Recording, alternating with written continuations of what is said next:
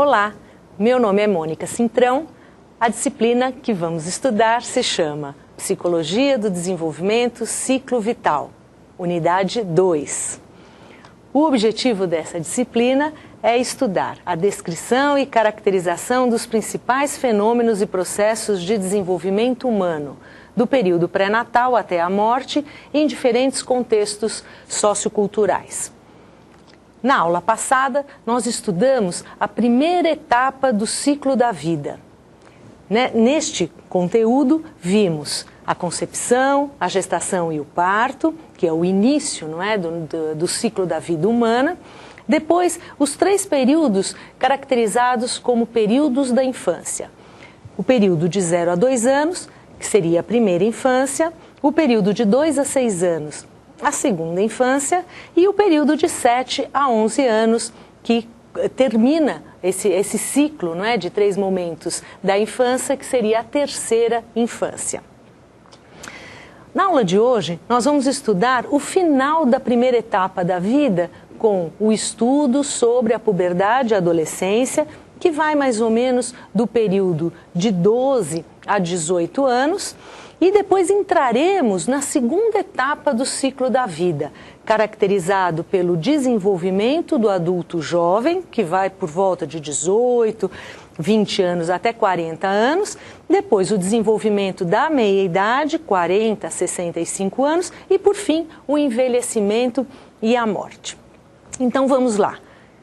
Vamos terminar a primeira etapa do ciclo da vida, não é? Com a puberdade e a adolescência. Aí tem uma sugestão que eu passo a você deste filme, que se chama Aos 13 anos.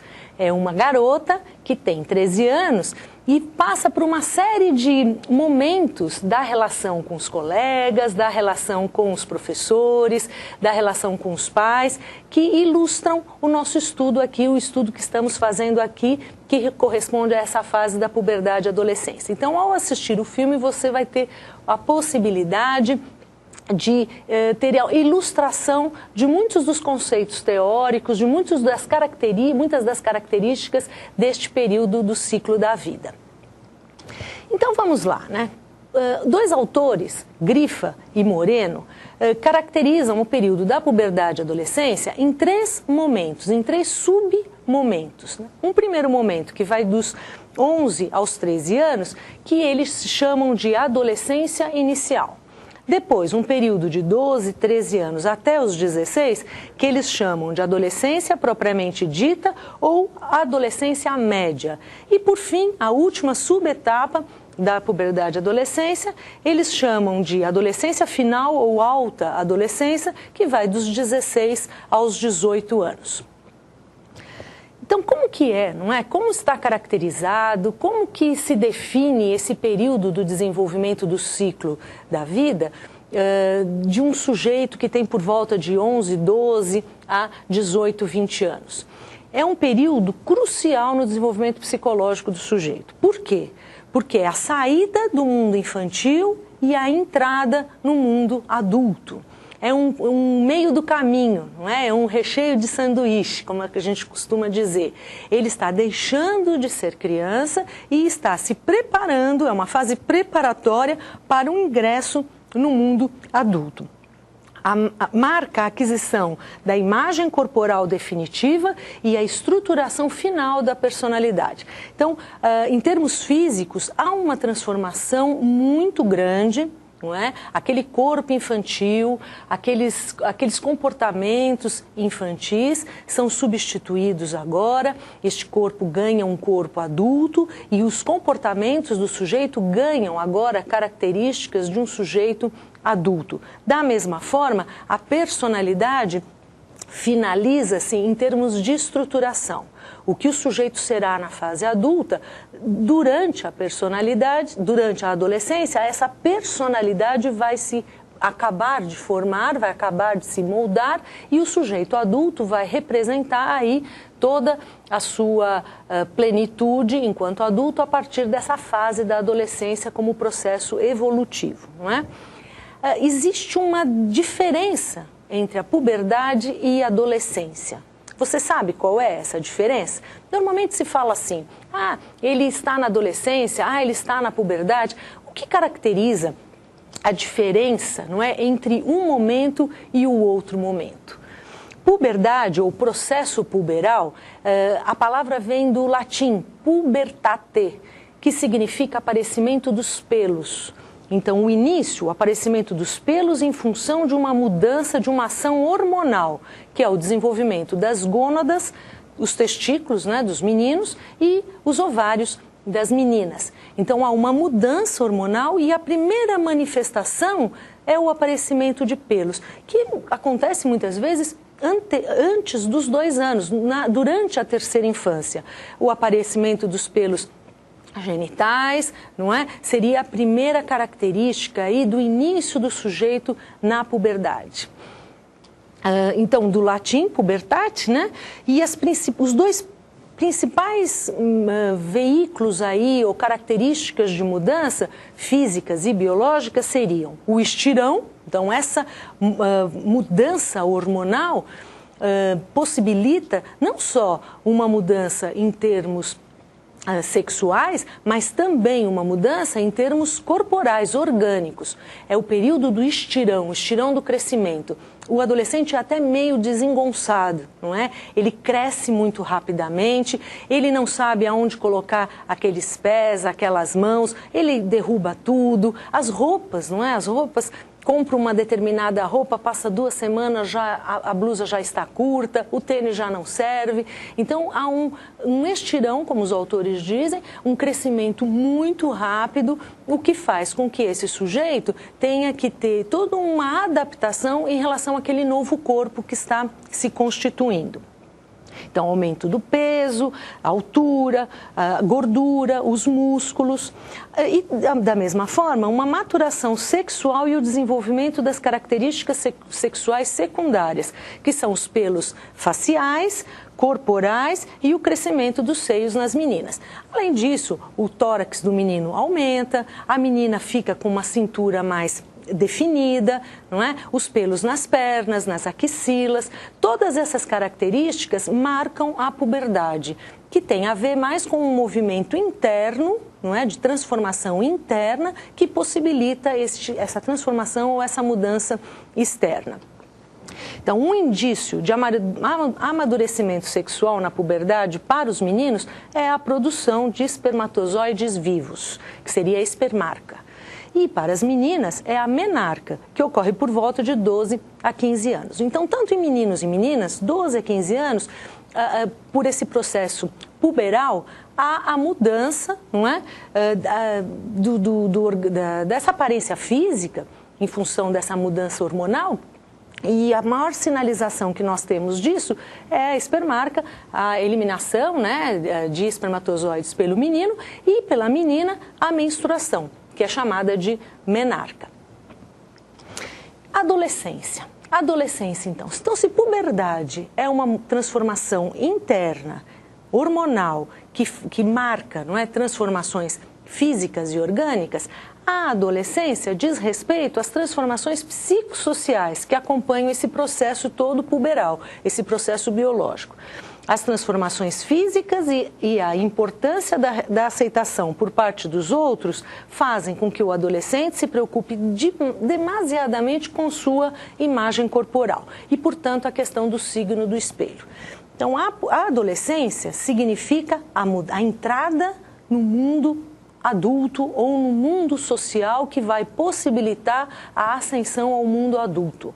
Então, transformações psicossociais significa que, a partir de agora, o adolescente ele tem um grupo de pertencimento só dele, diferente da família, diferente do núcleo familiar, e é a partir deste grupo no qual ele vai pertencer que ele vai poder entrar no mundo adulto. Como que é esse grupo, né? É um grupo baseado numa vestimenta diferente dos adultos, não é? Num linguajar diferente dos adultos, e são esses sujeitos, né, nos quais esse adolescente vai se apegar, que ele vai conviver e que vai ter uma característica própria, não é? Diferentemente do mundo da família e dos adultos, é que vai possibilitar a ele esse ingresso, a finalização da estruturação da personalidade e ao ingresso no mundo adulto. O que seria então o signo do espelho? É uma expressão que o Henri Vallon, um psicólogo do século passado, que nos traz essa informação em relação ao desenvolvimento psicológico do adolescente. Essa mudança, né, essa perda do corpo infantil e a aquisição do corpo adulto, a transformação física é mais rápida que a internalização ou a percepção disso em termos psíquicos. Então, o adolescente, ele demora para internalizar aquele corpo como sendo dele.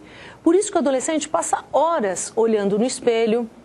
Tem uma questão dele trocar de roupa frequentemente, porque ele acha que as roupas não são boas, as roupas não caem bem, mas na verdade o que acontece é uma dificuldade de aceitação daquele corpo.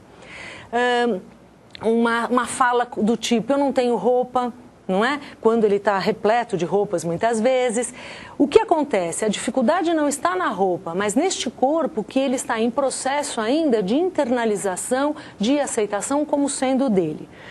Uma outra característica, né, desse período é essa independência simbiótica dos pais, é essa saída do núcleo familiar e essa entrada no mundo adulto. Isso leva uma possibilidade de perdas, não é? Ao mesmo tempo de ganhos, porque tem amigos e tudo mais, mas perda dessa dependência simbiótica dos pais, e o grupo de amigos são determinantes nessa ajuda em que isso aconteça.